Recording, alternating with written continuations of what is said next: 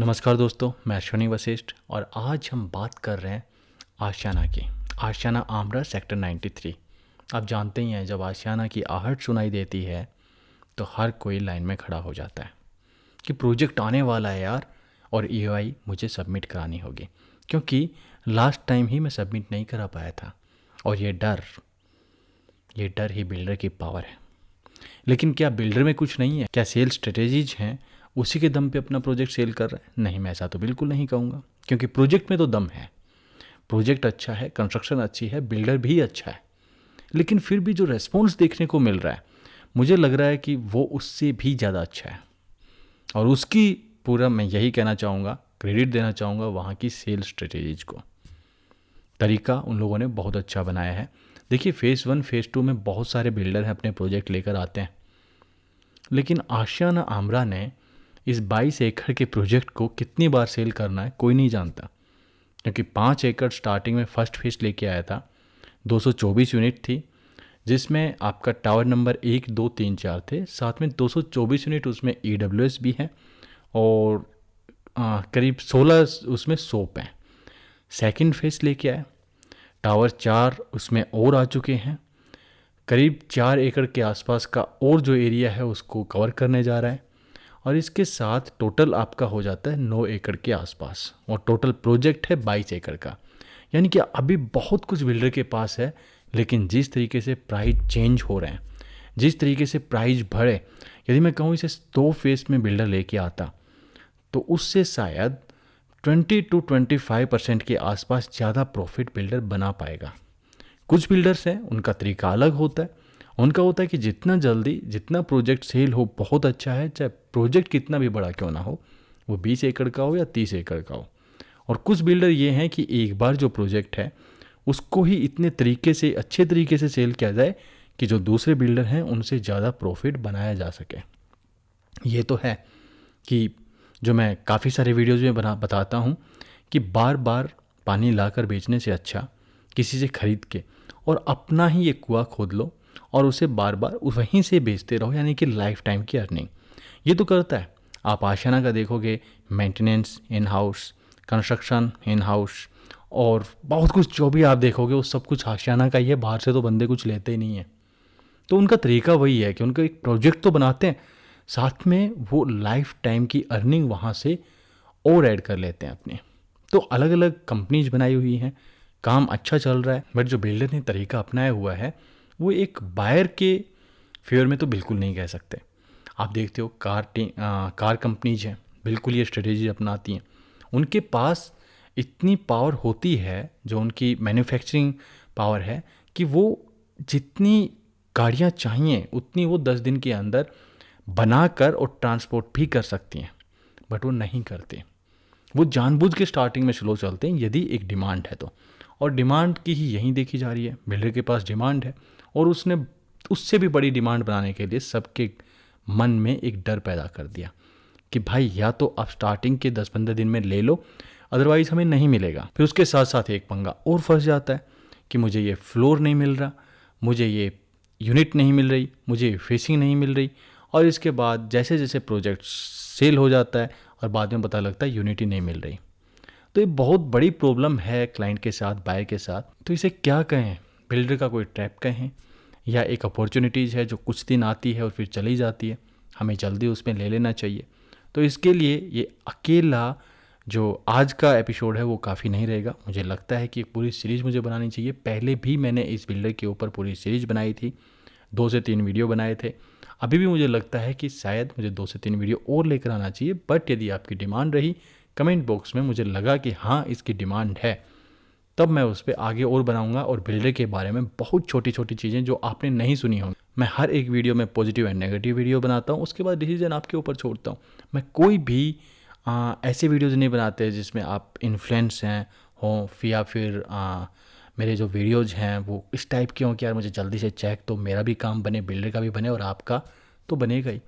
तो ये नहीं है यार, आप समझ के काम कीजिए। मेरे साथ कर रहे हैं, मैं कभी भी जल्दबाजी नहीं करता। और जैसे जैसे मेरे वीडियोज़ आगे बढ़ेंगे और भी वीडियो आएंगे, तो उसमें आप आराम से डिसीजन ले पाओगे कि आपको यहाँ पर घर खरीदना चाहिए या नहीं। देखिए, इसी कड़ी में मैं सबसे पहले बात करूँ, बिल्डर ने किस तरीके से आपकी मेंटलिटी को पकड़ा हुआ है, ह्यूमन मेंटलिटी को। आप बिल्डर क्या करता है, जो छोटे शहर हैं, छोटे कस्बे हैं, उनमें क्या करता है कि जो भी अपने प्रोजेक्ट लेके आता है वो लेके आता है आपके सीनियर सिटीजन्स के लिए। क्यों? क्योंकि वहाँ हमेशा होता है कि जो डिसीजन मेकर होते हैं वो आपके होते हैं सीनियर सिटीजन्स। इसलिए वहाँ पर बिल्डर को मालूम है वो पूरा प्रोजेक्ट इस तरीके से बनाकर, इस तरीके से फिर दिखाकर और फिर उसी तरीके से सेल करता है। यानी कि पूरे उसके सेंटर में यही होता है, जब भी वो 10 बातें करेगा बिल्डर का बंदा या हम जैसे लोग, तो उसके बारे में ही बात करेंगे। यदि सीनियर सिटीजन के बारे में बनाए, सब कुछ उसी के बारे में। अब पता है कि छोटे कस्बों में इतने लोग तो हैं कि वो घर खरीदें और वो हमेशा वहीं खरीदेंगे। बड़े सिटीज़ में, मेट्रो सिटीज़ में क्या किया हुआ है बिल्डर ने, मेरे वीडियो बड़े आसान भाषा में रहने वाले, मैं कोई जो ऐसी लैंग्वेज यूज़ नहीं करने वाला रियल एस्टेट वगैरह की। बड़े शहरों में क्या होता है, मेट्रो सिटीज़ में क्या होता है कि सबको पता है कि वहाँ के डिसीजन बच्चे लेते हैं। जी हाँ, वो बच्चे जो पैदा भी नहीं हुए। यही है, क्या होता है कि न्यूली मैरिड कपल्स होते हैं या फिर जिनकी शादी 2 4 5 साल हुए हैं, यानी कि जो घर खरीद रहे हैं उनमें से 30 to 40 ईयर्स के बीच के लोग बहुत सारे होते हैं। और उसमें प्लानिंग यही होती है, अपने बारे में कम और अपने बच्चे के बारे में ज़्यादा होती है। और इसलिए हम हमेशा वही डिसीजंस लेते हैं जो बच्चों के बारे में हो। इसलिए यहाँ पर क्या होगा कि किड्स को ध्यान में रख के और पूरा प्रोजेक्ट बनाया जाता है, उसी तरीके से मार्केटिंग की जाती है और उसी तरीके से सेल किया जाता है। तो क्या होता है कि छोटे शहरों में जो बड़े लोगों के लिए जो घर बने हुए हैं, फ्लैट बने हुए बहुत कम है, अकेला आशियाना ही आशियाना दिखता है। बड़े शहरों में भी यदि किड्स के ऊपर कोई प्रोजेक्ट सेल करता है तो ऐसे कोई मिलता ही नहीं, अकेला आशियाना है। तो फिर यहाँ पर एक बहुत बड़ी डिमांड खड़ी हो जाती है और बिल्डर ने इसको आपकी नर्व्स को पकड़ा हुआ है और उसे पता है कि किस तरीके से अपना प्रोजेक्ट सेल करना है। तो सेल स्ट्रेटेजीज को ध्यान में रखते हुए तो मैं कहूँगा कि पॉजिटिव है, कोई इसमें नेगेटिव नहीं है। बट हाँ, जो बायर को ये अलग अलग फेस में जो प्राइस बढ़ता जा रहा है और बहुत जल्द बिल्डर को लेके भी आना है।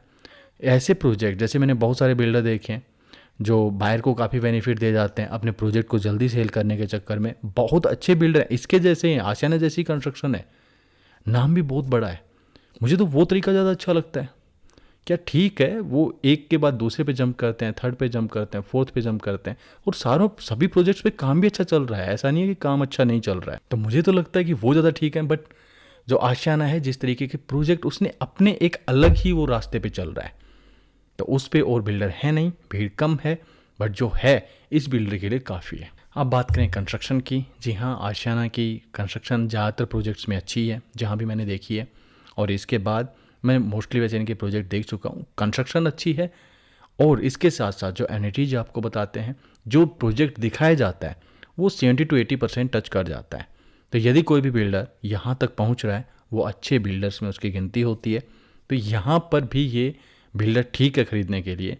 लेकिन इसके साथ साथ जो एमिनिटीज बताई जा रही हैं, जो बच्चों के लिए बताई जा रही हैं, तो ये सभी पेड हैं।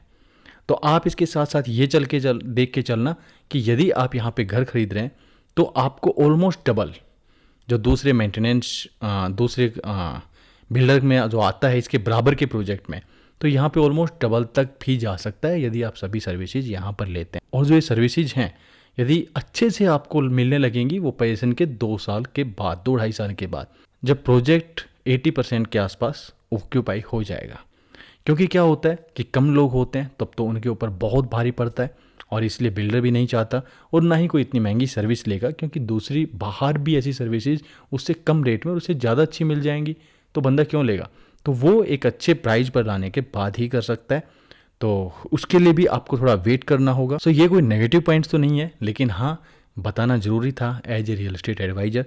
और मैं रियल एस्टेट एडवाइज़र हूँ। और याद रखना, रियल एस्टेट एडवाइज़र बोलने को नहीं हूँ, रियल में आपको जो एडवाइस दूंगा वो सही दूंगा और जो आगे फ्यूचर में भी आपके साथ होने वाला है वो भी आपको बता के चलूँगा, ताकि आपको ऐसा ना लगे कि मुझे 5 साल के बाद यार मुझे बताया कुछ गया था और हो कुछ हो रहा है। मैं कभी भी इन चीज़ों में बिलीव नहीं करता, चाहे डील 2 कम लगे, चाहे 10 कम लगे या लगे ही ना। सो आज तो मैं आपको यही कहूँगा कि यदि आप इस सीरीज़ से जुड़े रहना चाहते हैं, नोटिफिकेशन चाहते हैं, तो आप मुझे व्हाट्सअप पे लिख देना कि मैं इस प्रोजेक्ट में इंटरेस्टेड हूँ और मैं आपको अलग से वीडियो भी शेयर कर दूँगा जो नेक्स्ट टाइम हम लेकर आएंगे। और इसको जब ये प्रोजेक्ट लॉन्च होगा आज से 2-3 महीने बाद, तो आप पूरी तरीके से समझ जाएंगे कि मुझे यहाँ पे इन्वेस्टमेंट करना चाहिए या नहीं करना चाहिए, और करना चाहिए तो फिर किस रेट तक करना चाहिए, क्योंकि जब इसका रेट आएगा तब मैं ज़्यादा अच्छे तरीके से आपको बता पाऊँगा। लेकिन ये चलती रहेगी पूरी सीरीज, आशियाना को आप अच्छे से समझ जाओगे। उसके साथ साथ ये भी समझ जाओगे कि इसके साथ के और बिल्डर कौन से हैं जहाँ पे निवेश किया जा सकता है। बट सभी को हम साथ लेकर चलेंगे, उसके बाद आप डिसीजन लेना, और डिसीजन आपका अच्छा होगा ये मैं आपको गारंटी दे सकता हूँ ये पूरी सीरीज़ देखने के बाद। इसलिए मुझे आप व्हाट्सअप लिख सकते हैं कि व्हाट्सअप कर सकते हैं यदि आप यहाँ पे इंटरेस्टेड हैं। सो यहाँ पे ख़रीदने के क्या फ़ायदे हैं और क्या लॉसेज आपको हो सकते हैं, ये सब कुछ जानने के लिए आप और आगे इस सीरीज में जुड़े रहें। नेक्स्ट वीडियो में आपको बहुत जल्दी लेकर आऊँगा, तब तक के लिए। और कमेंट बॉक्स में और आप लिखें कि कितने लोग चाहते हैं कि मैं ऐसे वीडियो शेयर करूँ। सो आज के लिए तो इतना ही, मिलेंगे नेक्स्ट टाइम, तब तक के लिए थैंक यू वेरी मच।